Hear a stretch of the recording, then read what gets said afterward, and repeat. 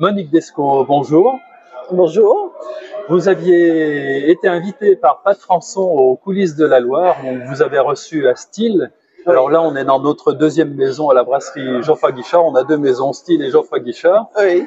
Voilà, et vous nous aviez parlé d'un projet. Vous êtes présidente de COP1. Oui, tout à fait. Voilà, une association qui veut venir en aide à des personnes indiennes qui sont en difficulté éducative, plus particulièrement. C'est la première mission de l'association Copain, c'est effectivement de favoriser et de faire en sorte que tous les enfants indiens et prioritairement enfants, adolescents aussi, adultes si besoin, mais tous les enfants adolescents indiens et prioritairement les filles soient effectivement scolarisés et bénéficient d'une éducation à laquelle ils ont droit, comme tous les enfants des pays qui ont signé la Convention internationale des droits de l'enfant.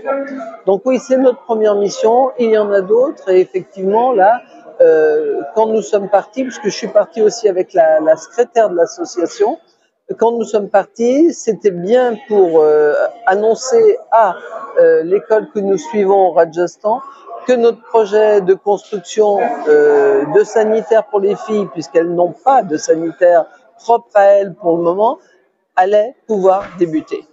Alors, quand on vous avait vu, c'était en novembre dernier. Oui. Depuis, vous êtes parti combien de temps en Inde? On est parti un mois. Alors, on n'est pas resté un mois à Pachampura, puisque c'est le nom du petit village où se trouve l'école au Rajasthan que nous suivons de près. On en a profité aussi après pour continuer à découvrir l'Inde. L'Inde est un pays tellement grand qu'on est parti dans des États après qu'on ne connaissait pas pour voir un peu comment ça fonctionne, pour pouvoir faire des comparaisons. Vraiment différentes réalités Très entre différentes. la ruralité et les villes, ça doit être... Entre la ruralité et les villes et entre les États. On est cette fois-ci descendu, si j'ose dire, au sud de l'Inde, que moi je ne connaissais pas du tout. Et notre ami qui était avec nous, qui est du Rajasthan, ne comprenait pas ses compatriotes du sud, parce qu'effectivement, les dialectes sont tels, un peu comme notre patois à nous, passé un temps, que effectivement, quand on était au Kerala ou au Karnataka, il avait beaucoup de peine à comprendre et à se faire comprendre, parce que l'hindi est bien déclarée langue nationale au niveau de l'Inde, sauf que dans les faits, ce sont les États qui décident et que l'hindi n'est pas pratiqué partout. Alors, quel était l'objectif de ce voyage? Vous êtes parti avec une petite cagnotte?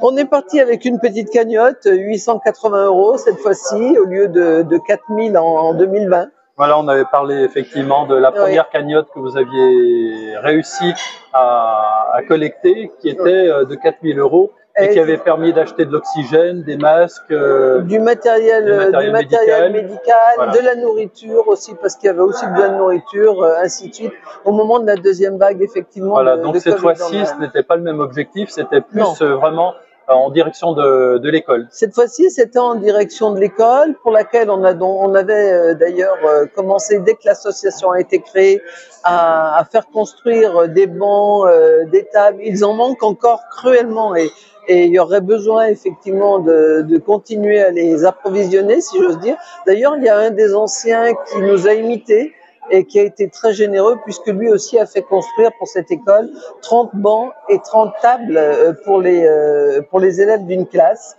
Donc ça avait été fait. Il y avait eu un téléphone portable d'acheter pour le directeur quand il était en plein Covid et qu'il ne pouvait pas communiquer avec ses élèves, ainsi de suite. Et puis là, on est sur un projet donc de construction de sanitaires uniquement réservé aux filles. J'insiste là-dessus, parce que les garçons ont le leur actuellement, même si on pourrait sans doute l'améliorer, mais ils ont le leur. Les filles n'ont pas de sanitaire propre, donc elles ont entre 12 et 19 ans, celles qu'on a vues. On peut imaginer ce que ça donne comme problème au niveau de l'intimité, au niveau de l'hygiène. Et quand elles n'ont pas cette intimité-là qui est préservée, cette hygiène-là qui leur est garantie, elles décrochent. Et c'est dramatique parce que ils ont beaucoup de peine après à aller les rechercher dans les familles pour les faire venir à nouveau à l'école. Alors c'est une école de quelle taille à peu près? Alors c'est une école qu'on a visitée qui a à peu près Alors, on n'a pas vu les plus petits. Il y a d'un côté les plus jeunes jusqu'à 5 ans, donc ceux-là, on les a pas vus. Par contre, on a vu ceux qui ont... alors, on les a pas vus plus tard. On a vu, nous, ceux qui ont entre 12 et 19 ans. Ils sont à peu près 300, 350. Voilà. Avec 114 filles entre 12 et 19 ans, c'était celles qui, entre guillemets, nous intéressaient, même si on ne se désintéresse pas des autres, évidemment. Et c'était celle qui était présente lorsqu'on est arrivé dans les locaux de Pachampura, effectivement, le 5 décembre 2022. Ces 800 € ont été bien utilisés. Est-ce que ça a été suffisant? J'imagine que non. Bien sûr que non. Bien sûr que non. Le devis que j'ai et dont on a parlé, on était en assemblée générale là lundi. Le devis que j'ai pour cette construction-là s'élève à entre 3 300 et 3 500 €. Donc effectivement, il est loin de suffire. Et la comptabilité que je gère aussi pour Copain ne permet pas actuellement de fournir la totalité de la somme dont nous avons besoin. Alors, nos amis qui nous regardent, comment peuvent-ils vous aider pour essayer de faire grossir cette cagnotte et arriver à la somme de 3 500 nécessaire? Alors, la première des choses, on vient de relancer les adhésions pour l'année 2023 qui n'ont pas augmenté, qui sont toujours à 20 €. Évidemment, si on veut donner plus, toute somme supplémentaire est la bienvenue. Je crois qu'il faut aussi faire connaître davantage Copain. On est encore une petite association. Donc, je crois qu'il faut que les personnes qui nous écoutent parlent de nous, puissent expliquer effectivement qui on est, ce qu'on fait. On a d'autres projets aussi dont on va sans doute parler après, mais on manque de surface, on manque de visibilité, même si on a un site, même si on a une page Facebook, même si on est sur Instagram.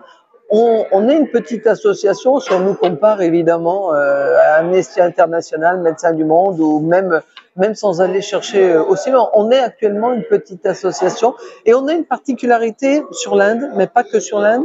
Il existe d'autres associations qui s'occupent de l'Inde et de l'éducation en Inde, mais qui demandent à des familles françaises de parrainer un enfant indien à raison d'une somme modique chaque mois, effectivement, parce qu'on vit pour peu d'euros en Inde, ça c'est certain. C'est pas notre parti pris. Notre parti pris, c'est de partir sur des projets qui sont effectivement plus coûteux et qui, à nous, vont nous demander beaucoup parce que il faut aller les chercher, les fonds, et qu'actuellement, trouver des fonds pour une association, c'est très compliqué. Ça l'était déjà avant, ça l'est devenu encore plus. J'ai reçu encore un refus hier. Heureusement qu'on a des conseillers départementaux qui sont encore présents et qui m'ont répondu qu'ils feraient un petit quelque chose pour moi à la hauteur où ils le pourront. J'en profite pour remercier aussi le maire de ma commune, Saint-Jean-Bonnefond, pour ne pas le nommer, qui a accepté, et son conseil municipal avec lui, de donner aussi une petite subvention à Copain. Mais c'est pas suffisant. Parce que l'association est basée sur le département. Oui. C'est votre objectif de rester dans le département. Oui. On est basé sur le département, même si le secrétaire est belge. Mais c'est moi qui préside l'association et qui la gère au niveau trésorerie, et elle est basée sur Saint-Jean-Bonnefond, effectivement. Alors, quels sont vos projets au niveau du département? Quels sont vos projets locaux? On avait parlé la dernière fois d'un partenariat, quelque chose comme ça, d'échange entre des écoles de Saint-Étienne ou des écoles de la Loire et des écoles de là-bas. Tout à fait. Alors là, pour le coup, c'est quelque chose qui pourrait dépasser le département, peut-être. Pour le moment, alors c'est un projet qui a avancé, et même très bien avancé, je trouve. On a actuellement trois classes d'une école de Saint-Étienne qui ont commencé d'échanger. Quand je dis commencer, c'est que ce sont les enseignants. Les enseignants, on a travaillé par WhatsApp. On a aussi la chance d'avoir en France une assistante indienne qui nous aide pour tout ce qui est langage. Parce que comprendre un Indien en anglais, c'est pas toujours ça. L'anglais indien n'est pas l'anglais de Londres ou l'anglais des États-Unis. Voilà, et donc n'est pas celui que nous avons étudié. Oui. Voilà, donc on a parfois de la peine à ce niveau-là. Et Porty, donc c'est son prénom, est là pour nous aider. Donc la première réunion qu'on a faite entre enseignantes était au mois de novembre avant que je ne parte, et elles ont défini ensemble les trois qui sont en Inde, à Delhi, et les trois qui sont à Saint-Étienne, les enseignantes, plus moi, plus Sporty, ont décidé de la manière dont elles allaient avancer, progresser dans ce projet. Donc le premier échange, c'était l'idée de présenter une journée, la journée d'un écolier français, d'un côté, et de l'autre côté d'un écolier indien, et de pouvoir comparer. Et on voit, enfin nous, on a vu très bien quand on était en Inde là, que c'est fort différent. D'abord, les petits Indiens sont en uniforme, ils sont là pour la journée parce que la nourriture leur est fournie gratuitement, faite sur place. Quand on dit que... Oui, ce sont des circuits courts, là, pour le coup. Ce sont des circuits courts, mais effectivement, pour le coup, ils mangent des choses variées et c'est quelque chose de considérable pour les familles de ne pas avoir à fournir tous les jours, effectivement, le repas de son enfant pour midi.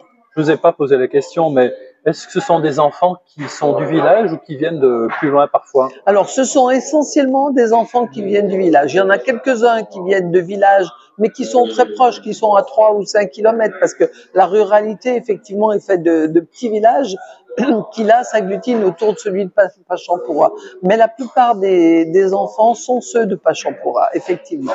Alors, ce projet d'échange avec des écoles françaises va se poursuivre. Vous espérez le développer et de quelle manière? Alors, il va se poursuivre. Là, le projet qu'on a mis en place, il est pour pour se faire jusqu'au mois de juin de cette année.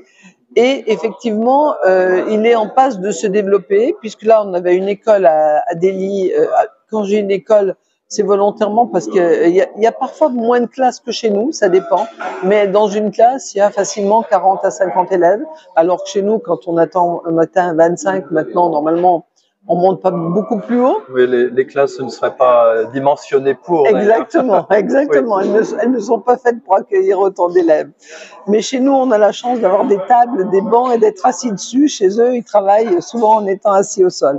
Donc voilà, on a l'école de Delhi. On a une école à Jaipur, toujours au Rajasthan, qui va suivre, j'ai la confirmation. On est en attente, nous, d'une réponse française du côté de Laval. J'ai d'autres pistes sur la Loire, peut-être sur le Rhône. On a un problème, si vous voulez, cette année pour faire démarrer ce projet, parce que les personnes qui nous écoutent ne sont pas sans savoir qu'on va accueillir bientôt les Jeux Olympiques. Et il y a un gros projet éducation nationale qui a un peu envahi les écoles. Et donc, ça laisse parfois peu de place pour les autres projets. Tout à fait. Et c'est vrai que partir sur un projet avec l'Inde, c'est partir sur un projet linguistique, parce qu'effectivement, les enfants vont se parler en français, mais aussi en anglais. C'est partir sur un projet culturel, parce que alors les deux cultures, il va vraiment falloir qu'on y travaille dessus. Il y a un grand écart. C'est partir sur des échanges au niveau de tout ce qui est géographique.